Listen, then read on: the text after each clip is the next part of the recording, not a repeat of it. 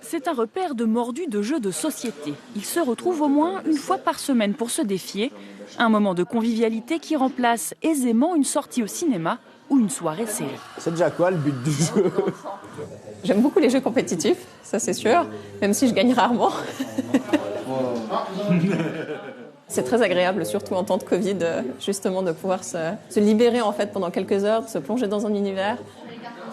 Le design est plus sympa, les mécaniques de jeu sont un peu plus intéressantes qu'un Monopoly, un peu plus d'ouverture sur les possibilités, l'immersion. S'évader complètement le temps d'une partie. À cette table, par exemple, les joueurs ont 1 heure pour résoudre ensemble une énigme. Si seulement vous trouviez un moyen de susciter son intérêt.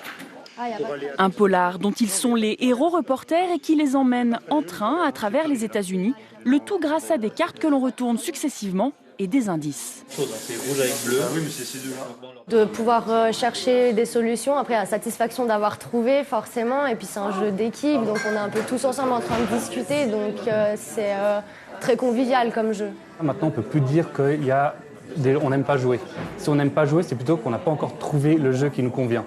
Parce qu'il y a vraiment des jeux pour tout, avec des party games, des jeux de stratégie. Avec 1 millier de nouvelles références chaque année, toutes langues et tous styles confondus, l'offre crée aussi la demande. Dans ce magasin spécialisé, la pandémie a attiré d'autres adeptes. Donc ils ont ressorti généralement les jeux qu'ils avaient à la maison, le Uno, le Monopoly, des choses comme ça, que nous on ne vend pas.